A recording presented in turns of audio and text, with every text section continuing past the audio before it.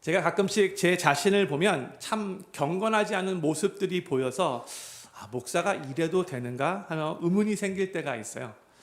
교회에서는 다들 저를 목사로 보니까 목사답게 행동하려고 노력하죠. 그런데 집에 가서도 목사답게 행동해야 되는데 모든 게 편해지니까 무장해제되어서 그냥 저의 인간적인 모습이 그대로 드러나는 경우가 종종 있어요. 양말 아무데나 벗어놓고 소파에 앉아서 책 읽다가 꾸벅꾸벅 졸고, 그러면서 또 졸면서 코도 골고 또 침까지 질질 흘릴 때가 있어요. 아주 지극히 평범한 인간이 되는 거죠.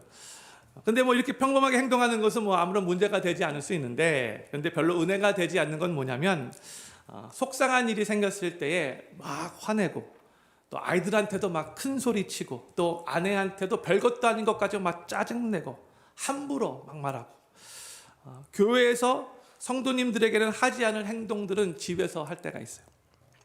근데 언젠가 제 아내가 막 화를 내는 저에게 자기야, 자기는 목사야, 이렇게 말을 하더라고요. 다른 말 하지 않고 그냥 아주 단순하게 심플하게 자기는 목사야 이렇게 말을 했는데, 그때 솔직히 그렇게 말하는 아내가 좀 얄미웠어요. 자기도 화낼 것 다 내면서 이런 생각이 들었어요. 그런데 잠깐의 시간이 지나가니까 제 아내의 말이 계속 제 머릿속에서 맴돌기 시작했어요.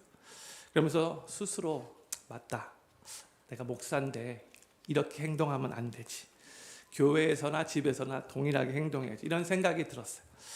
인정하고 싶지 않았지만 제 아내의 말이 맞았던 거죠.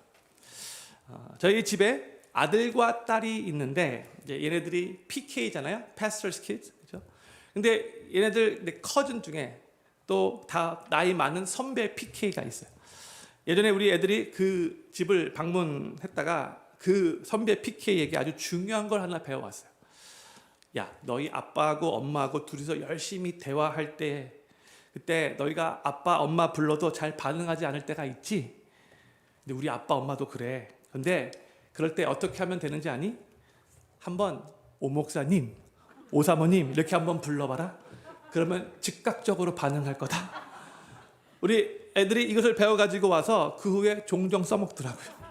근데 정말로 희한한 게, 제 아내하고 심각하게 대화를 하고 있을 때나 아니면 다른 일에 집중하고 있을 때는 애들이 저를 부르는 소리가, 아빠 부르는 소리가 잘 안 들리는데, 그런데 오 목사님 하면 금방 들려요. 정말로 희한해요. 형들, 때로는 복잡하고 아주 심오한 신학적인 말보다 아주 간단하지만 우리의 정체성을, 우리의 신분을 상기시켜주는 말이 우리를 더 정신 차리게 하고 우리의 생각을 올바르게 인도할 수 있어요. 하나님은 우리가 우리의 죄를 온전히 회개하고 예수님을 삶의 구세주로 영접할 때에 값없이 우리의 모든 죄를 다 용서해 주시고 우리를 구원해 주셨죠. 그리고 예수님을 삶의 구세주로 영접한 바로 그 순간 우리의 신분이 엄청난 큰 변화가 왔어요. 고린도후서 5장 17절, 아주 유명한 말씀이죠. 그런즉 누구든지 그리스도 안에 있으면 새로운 피조물이라, 이전 것은 지나갔으니 보라 새 것이 되었도다 했어요. 누구든지 그리스도 안에 있으면, 이 말은 즉 누구든지 예수님을 믿어 크리스찬이 되었으면 그런 뜻이죠. 새로운 피조물이 되었다. He is a new creation. 즉 영적으로 완전 새로운 신분으로 변화되었다라는 그런 뜻이에요. 우리는 예수님을 믿는 바로 그 순간에 우리 주님의 은혜로, 우리의 공로가 아니라 100% 주님의 은혜로 이제 새로운 신분을 얻게 되었어요. 영적인 의미에서 예전에는 어둠의 자식들이었는데, 마귀의 자식들도 되었었는데, 근데 이제 우리는 온 우주 만물을 창조하신 전능하신 창조주 하나님의 자녀가 되었어요. 그리고 하나님은 우리를 더 이상 죄인으로 보시죠. 여전히 죄를 짓고 있지만 더 이상 죄인으로 보지 않으시고 의인으로 보세요. 예수 그리스도의 보혈의 피가 우리를 그렇게 덮은 거예요. 예전에는 죄로 말미암아 하나님과 원수 관계로 있었었는데 이제는 예수님의 친구가 되었어요. 그리고 이제는 저 영원한 천국을 보장받은 천국 시민권자가 되었어요. 우리가 예수님을 믿고 크리스찬이 된 바로 그 순간 우리는 구원을 받았을 뿐만이 아니라 하나님이 우리의 신분을 완전 180도 새롭게 바꿔 놓으신 거예요. 이게 정말 놀라운 주님의 은혜인 거죠. 그런데 우리가 주님의 은혜로 구원받고 그렇게 놀라운 신분의 변화가 우리 삶 가운데 일어났는데, 주님의 은혜는 우리가 구원받을 바로 그 당시에만 필요한 것이 아니라 계속해서 이 세상을 주님의 뜻대로 승리하며 살아가는데도 우리 주님의 충만한 은혜가 계속해서 필요한 거예요. 저희 워싱턴 필그림 교회는 작년에 2022년에 좋으신 하나님을 맛보아 알지어다라는 주제로 1년 동안 신앙생활을 해왔어요. 그리고 저는 이번에 하나님께 기도하면서 금년 2023년 저희 교회의 주제를 주여 우리에게 은혜를 베푸소서라고 정했어요. 영어로 Lord be gracious to us예요. 저를 한번 큰 소리로 따라해 주시면 감사하겠습니다. 주여 우리에게 은혜를 베푸소서.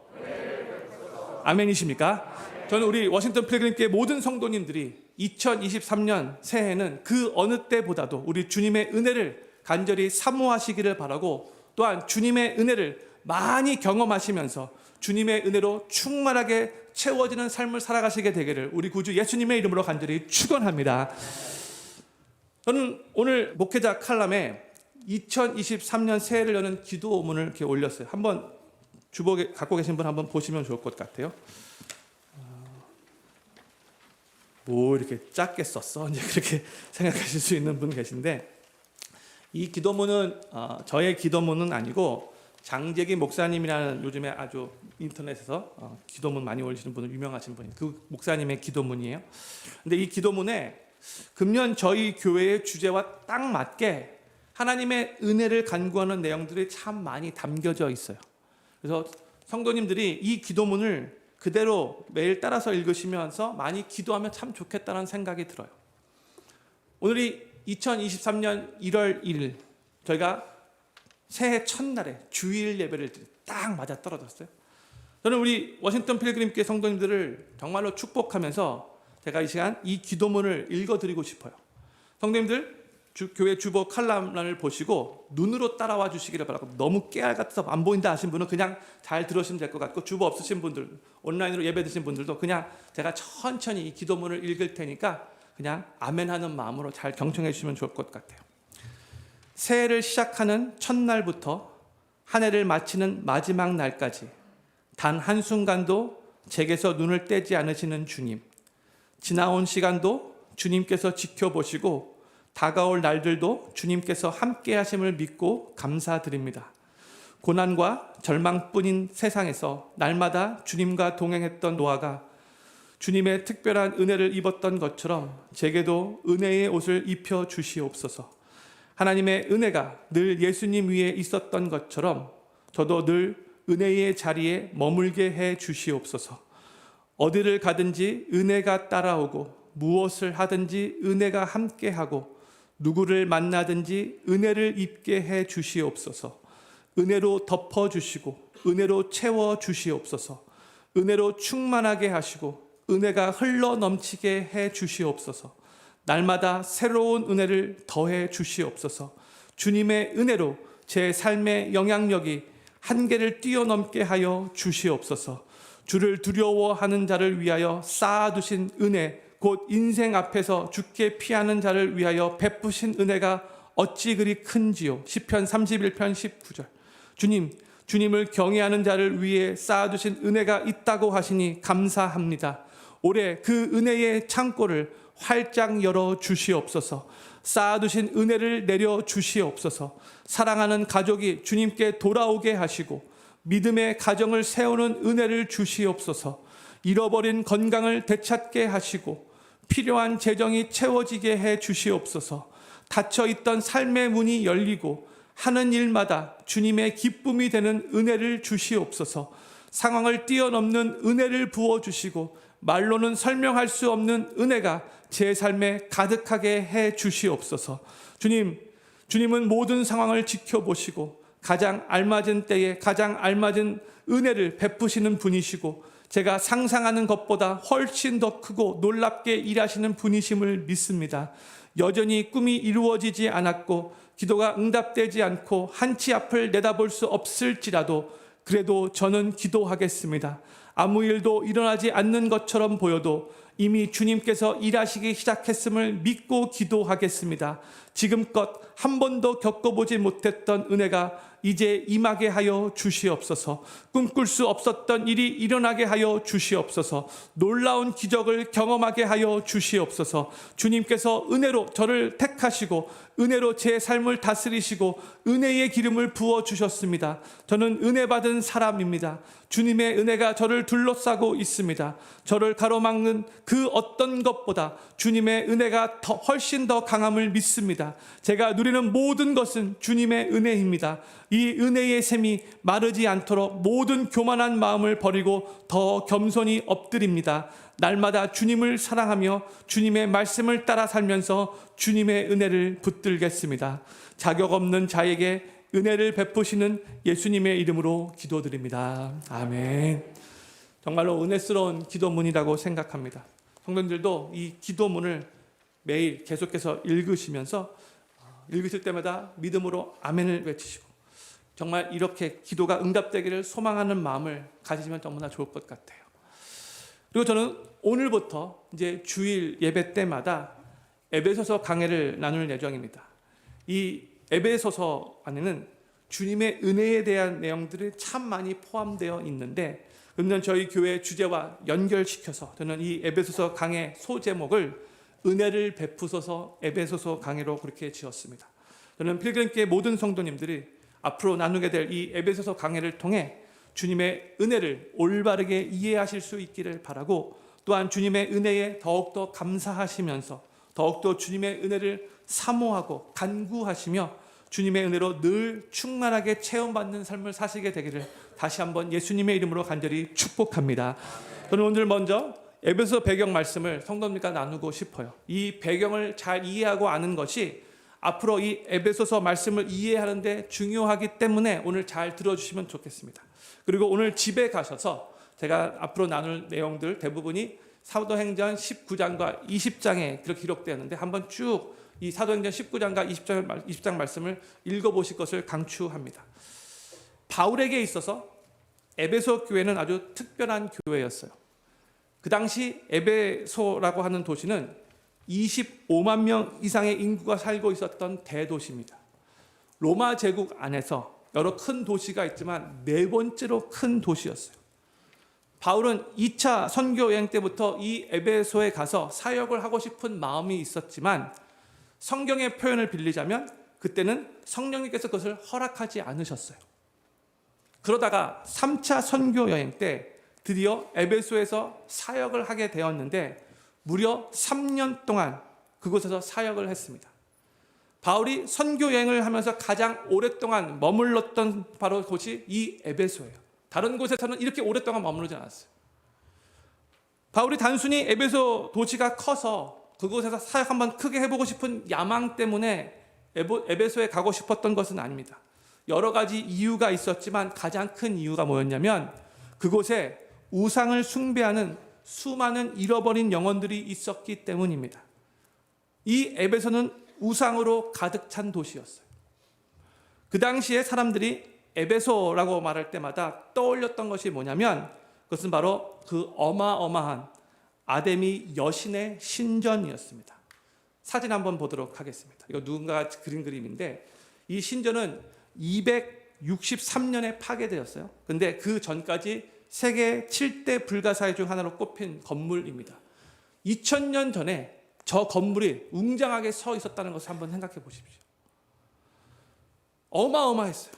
그래서 그 지역의 모든 사람들이 이 에베소에 방문하여 이 신전을 보고 싶어 했습니다.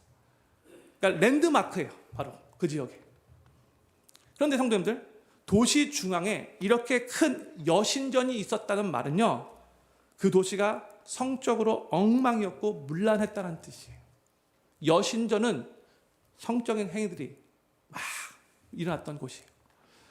또 에베소에서 이 신전 말고도 무려 2만 5천 명이나 들어갈 수 있는 큰 스테디움이 있었어요.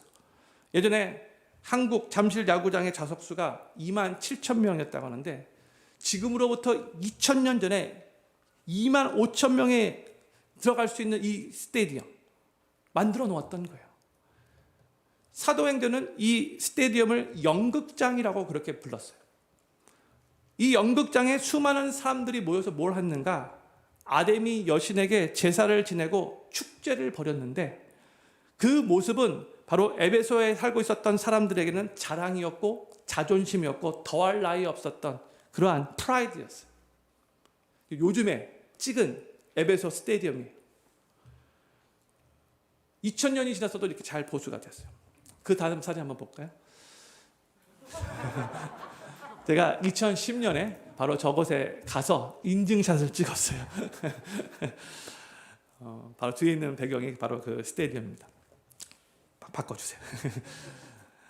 바울은 에베소의 수많은 잃어버린 영혼들이 우상 숭배를 하고 있었기 때문에 그 영혼들에게 찾아가서 복음을 전하고 싶었고, 그래서 에베소에 간절히 가고 싶었던 거예요. 전략적으로도 이 아시아 지역에 너무나 중요한 곳이었어요. 바울은 에베소에서 그 유명한 두란노 서원을 세웠고 두란노 서원에서 2년 동안 강론을 했는데 아시아 지역에 있는 모든 사람들이 바울에게 와서 강론을 들었다라고 사도행전에 기록될 만큼 주변에 수많은 사람들이 모여들었어요. 그리고 다른 곳에서는 나타나지 않았던 놀라운 기적들이 에베소에서는 많이 나타났어요. 바울이 갖고 있었던 손수건이나 앞치마가 닿는 곳에 사람들의 병이 낫고요. 또한 귀신이 쫓겨나는 그런 엄청난 역사들이 에베소에서 일어났어요. 근데 그뿐만이 아니었어요. 이 에베소에는 아데미 그 여신상을 사용해서 점을 치고 또 마술을 하던 사람들이 엄청나게 많이 있었는데 그것이 그들의 밥그릇이었거든요.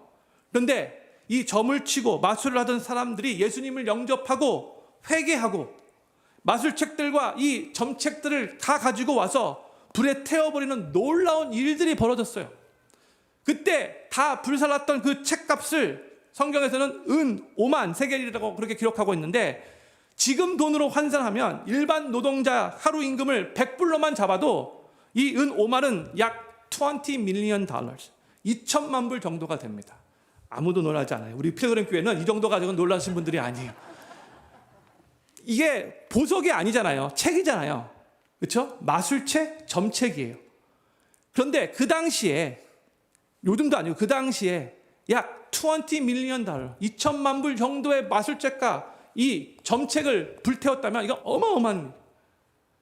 그러니까 정말로 많은 사람들이 철저하게 회개했다는 것을 우리가 알 수 있어요. 사람이 진짜로 변했는가를 알려면 그 사람이 얼마나 자발적으로 희생을 감수하고도 손해보는 것까지 아끼지 않고 그렇게 삶을 살고 있는가를 보면 알 수 있죠.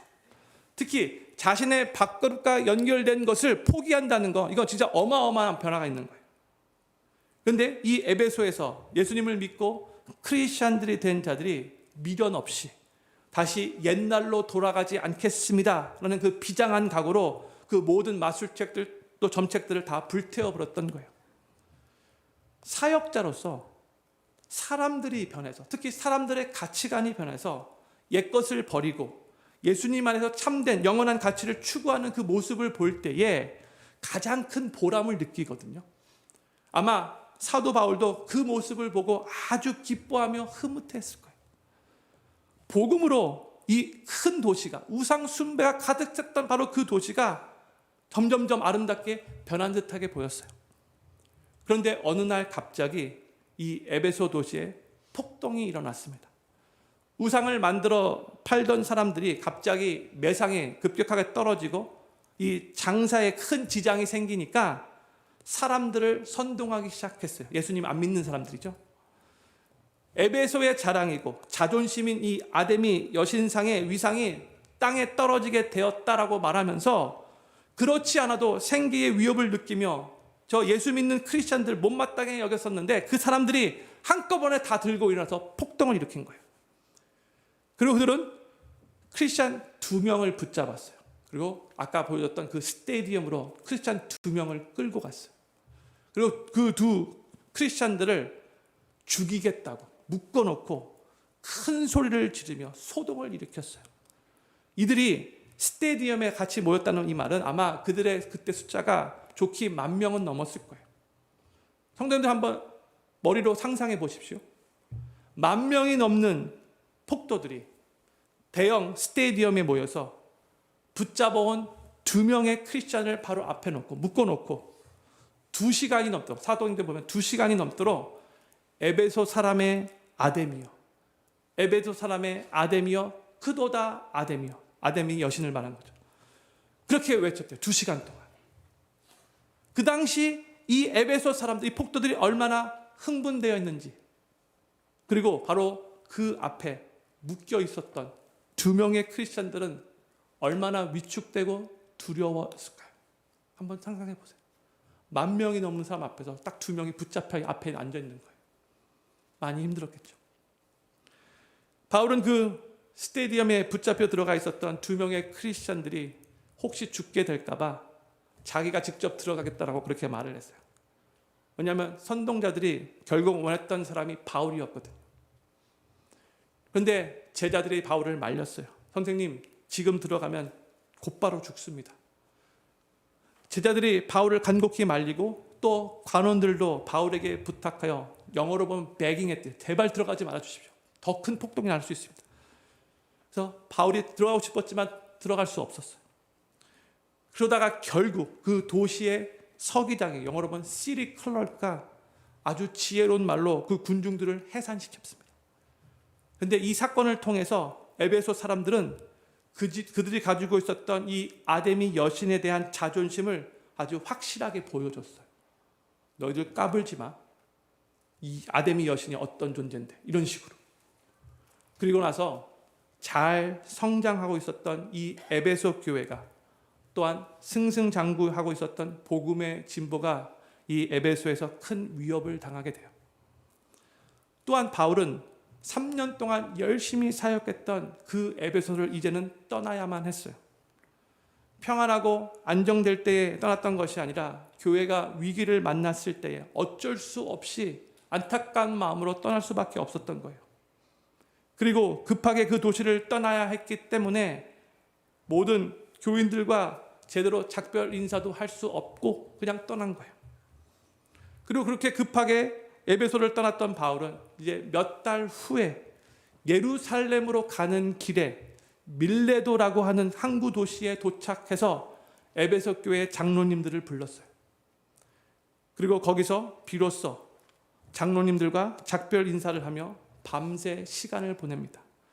이때 이 밀레도에서 바울은 에베소 교회 장로님들에게 그 유명한 고별 설교를 했는데, 그 내용이 사도행전 20장 18절로부터 35절에 쭉 기록되어 있어요. 유명한 설교죠.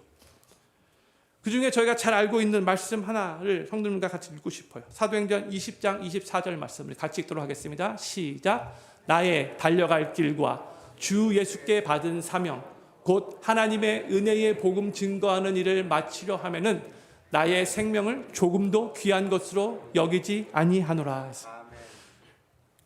이 말씀이 바로 에베소 교회 장로들님들에게 한 말씀이에요.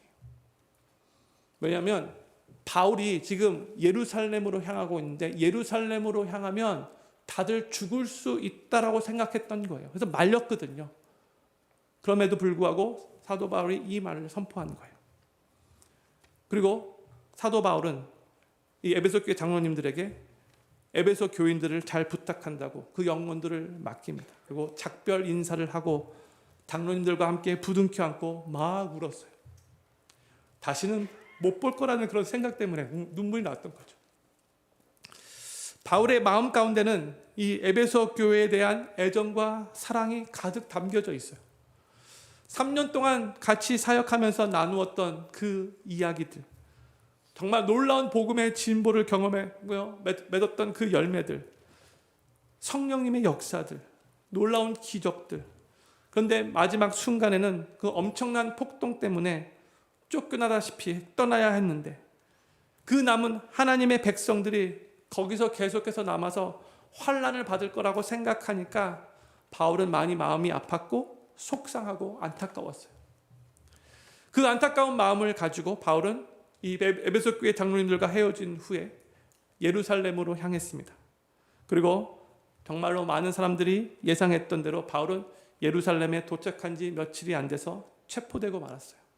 그리고 가이사랴에 있는 감옥에서 2년 동안 갇혀 지내다가 결국 로마 대국의 수도였던 그 로마로 보내지게 되는데, 로마에 도착해서도 여전히 감금생활, 감옥생활을 할 수밖에 없었습니다. 그리고 바울은 그 로마 감옥에서 이 에베소 교인들을 생각하면서 이 에베소 교인들이 받고 있을 그 환난들을 생각하면서 이 에베소 이 편지를, 이 에베소서를 그때 기록한 거 보낸 거예요. 그리고 이 사도 바울이 에베소 성도들을 생각하면서 편지를 쓰면서 서두에 뭐라고 시작을 하는가? 오늘 본문 말씀이 에베소 1장 1절과 2절 말씀 우리 같이 다시 한번 천천히 읽겠습니다. 시작. 하나님의 뜻으로 말미암아 그리스도 예수의 사도된 바울은 에베소에 있는 성도들과 그리스도 예수 안에 신실한 자들에게 편지하노니 하나님 우리 아버지와 주 예수 그리스도로 쫓아 은혜와 평강이 너에게 있을지어다. 아멘. 성도님들, 사도 바울의 이 인사말 안에 정말 그 기쁜 사도 바울의 마음, 애절한 마음이 느껴지신지요? 바울은 이 편지를 받는 이 성도들을, 에베소 교회 교인들을 에베소에 있는 성도들, 예수 그리스도 안에 있는 신실한 자들 이렇게 부르고 있죠. 에베소는요, 그 당시에도 정말 풍요로운 대도시였어요. 그런데 많이 문란했죠. 또 많은 유혹과 혼란스러움이 있어서 크리스찬으로서 순수한 믿음을 지키기는 참 어려운 도시예요. 그리고 바울로서는 가장 길게 사역했던 도시였는데 그것에서 부흥과 변화 그리고 또 핍박과 고난을 경험해서 생각만 해도 여러 가지 감정이 교차하는 도시잖아요. 그 엄청난 폭동 이후에 많은 하나님의 사람들이 두려움과 떨림으로 믿음을 지키면서 살아가고 있었던 도시예요. 바울은 바로 그곳에 여전히 남겨져 있는 그 믿음의 형제 자매들을 에베소에 있는 성도들과 그리스도 예수 안에 신실한 자들 이렇게 불렀던 거예요. 성도라는 말은 어떻게 보면 별 의미 없이 들릴 수 있죠. 요즘에 보통 교회에서 누구를 성도라고 부르죠? 아무런 직분이 없는 사람, 뭐 장로님도 아니고 권사님도 아니고 집사님이 아니기 때문에 한국 문화상 이름만 부르기 뭐하잖아요. 그러니까 누구누구 성도님 보통 이렇게 부릅니다. 한국에서는 그래요. 한국 세팅에서는 그래요. 그런데 바울은 별 의미 없이 그들을 에베소에 있는 성도들이라고 이렇게 불렀던 것이 아니에요. 성도들이 영어로는 saints인데 바울이 그들을 성도들이라고 불렀을 때는 세상에서 살고 있으나 세상에 속한 사람이 아닌 하나님의 부르심을 받은 하나님 나라의 거룩한 백성이라는 뜻으로 그렇게 불렀던 거예요. 하나님의 절대적인 은혜로 구원받은 하나님의 자녀들이라는 말이죠. 에베소 교회의 교인들이 바로 그 성도들이었어요. 그런데 사랑하는 필그림교회 성도님들, 우리도 예수님의 은혜로 이미 성도가 되었죠. 우리도 성도예요. 세상에 살고 있으나 세상에 속한 사람이 아닌 하나님 나라의 거룩한 백성이에요. 하나님의 부르심을 받은 하나님의 사람들이에요. 하나님께서 친히 지명하여 부르신 한 명 한 명 이름을 부르며 중서가 이제 너는 내 아들이야 그렇게 부르신 보배롭고 존귀한 하나님의 자녀들이에요. 비록 우리는 이 세상에 살면서 위축을 받아 연약한 존재라고 느껴질 때도 수도 없이 많지만 우리는 하나님께서 직접 부르신 하나님의 성도, 세인트라는 것을 기억해야 합니다. 하나님께서 함께 하시는 성도이고 비록 이 세상에 살고 있으나 이 세상에 속하지 않은 사람들이 바로 우리예요. 저희가 세상에 살고 있다라는 이 말은 여전히 고난이 있다라는 말이죠. 아직도 상처받고 힘들고 시련이 있고 때론 핍박도 있다라는 말이에요. 세상에 산다는 말은 여전히 죄의 유혹이 있고 우리의 믿음을 흔들리게 하는 많은 그런 문제들이 그 요소들이 여전히 남아 있다라는 그런 뜻이죠. 우리가 살고 있는 이 세상은 정말로 만만한 곳이 아니에요. 하나님의 말씀대로 올바르게 살아가기에는 우리를 위협하고 넘어뜨리게 하는 요소들이 정말로 많은 곳이에요. 마치 에베소의 그 스테디움 안에서 에베소 사람의 아데미여 크도다 아데미여 라고 2시간 동안 외치는 그 폭도들 앞에 묶여 있었던 그 2명의 크리스찬들처럼 자연적으로 위축을 받을 수밖에 없는 바로 그들이 바로 우리와 마찬가지인 거죠. 우리는 종종 이 세상에서, 거대한 세상에서 위축받으며 살 때가 있어요. 그러나 그럼에도 불구하고 우리는 꼭 기억해야 돼요. 우리의 신분을, 우리의 정체를 기억해야 돼요. 우리는 이미 주님의 은혜로 구원받은 성도가 된 자들입니다. 우리는 하나님의 사람들입니다. 우리는 하나님의 자녀들입니다. 하나님께서 오늘도 우리에게 너는 나의 보배롭고 존귀한 자녀야 라고 말씀하시는 바로 하나님이 눈동자와 같이 지키시는 하나님의 자녀들입니다. 그리고 비록 우리는 연약하지만 우리 안에 계신 예수님께서 우리의 강함이, 우리의 스트렝스, 우리의 파워가 되어 주신다는 거 기억하셔야 돼요. 우리는 이 세상과 맞서 싸우는 예수님을 위한 십자가 군병들입니다. 우리는 예수 그리스도를 이미 삶의 구세주로 영접했기 예수님은 우리의 삶의 생명이 되시고 우리의 힘과 능력이 되시고 우리의 방패가 되시고 우리의 피난처가 되시고 우리의 구원자가 되십니다. 우리가 이 세상에서 살고 있기 때문에 가슴 졸여야 할 일들이 참 많고 또 갈등해야 할 때도 많이 있지만 오히려 그럴 때일수록 우리는 거룩하신 하나님 나라의 백성이며 예수님을 위한 십자가 군병들이고 하나님이 친히 택하여 부르신 성도들이라는 이 신분을, 이 정체성을 더욱더 강하게 붙잡으며 이 세상을 살아가야 하는 것입니다. 이 세상에 살면서 우리가 하나님 나라의 거룩한 백성이라는 이 정체성을 망각하고 살면 우리는 쉽게 포기하고 싶은 마음이 들 수밖에 없고 세상과 타협하며 어떨 때는 내 자신이 너무 보잘것없어 보여서 쉽게 절망할 수밖에 없어요. 혹시 여기 계신 성도님들 가운데 2023년 새해를 시작하시면서 현재 처해 있는 상황으로 인해 많이 힘드시고 혼란스러우신 분들 혹시 계시는지요? 2023년 새해가 시작됐는데 설레이는 마음보다 희망에 차인 것보다 오히려 걱정과 두려움이 더 많이 앞서는 분 계시는지요? 혹시 계시다면 단순하지만 분명한 진리를 붙드실 수 있기를 바라요. 우리는 비록 이 세상에 살고 있지만 하나님 나라에 속한 거룩한 하나님 나라의 백성, 성도들입니다. 그래서 우리는 계속 주님 다시 오시는 그날까지 이 세상에서 이 믿음의 경주를 달려나가는 겁니다. 그리고 우리는 성도이기 때문에 반드시 이길 수밖에 없습니다. 낙심하지 않고 신실하게 우리 주님을 붙들면 하나님께서 결국 우리를 승리로 인도하실 것입니다. 저를 한번 큰 소리로 따라해 주시면 감사하겠습니다. 우리는 성도입니다. 우리는 하나님의 사람들입니다. 그러므로 우리는 반드시 이길 것입니다. 아멘이십니까?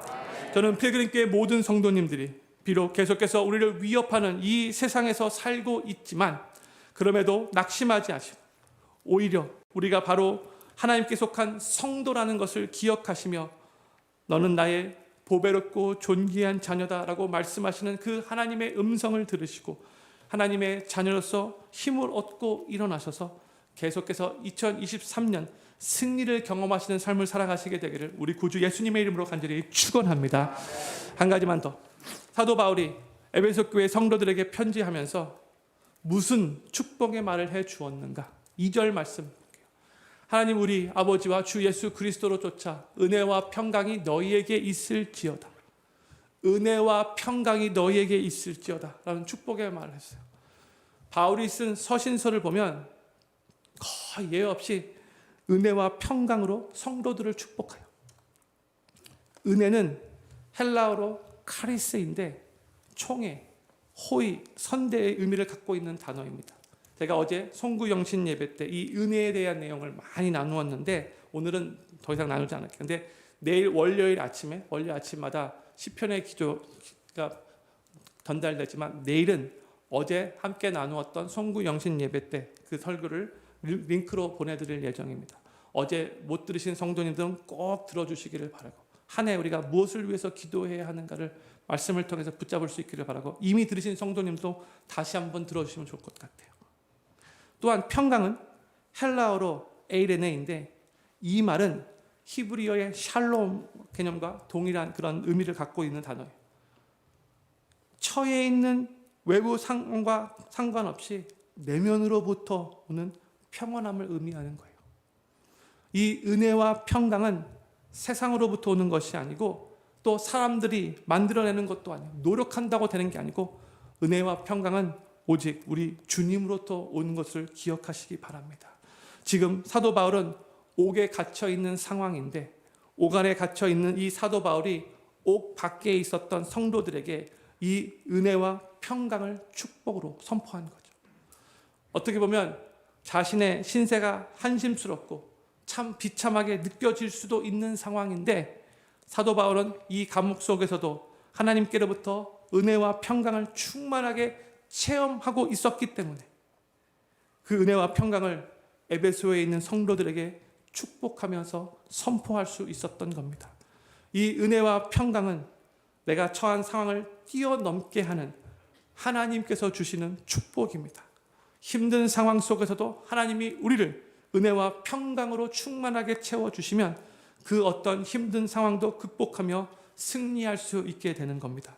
저는 필그림교회 모든 성도님들이 2023년 새해를 맞이하여 사도 바울이 로마 감옥에 갇혀 있으면서도 체험하며 누렸던 그 주님의 은혜와 평강을 1년 내내 체험하시면서 누리실 수 있기를 바라고, 그로 인해 어떠한 상황에 처했다 할지라도 그 모든 상황을 뛰어넘어 결국 승리를 경험하시는 2023년 한 해가 되시기를 우리 구주 예수님의 이름으로 간절히 축원합니다. 우리 다 같이 자리에서 일어나셔서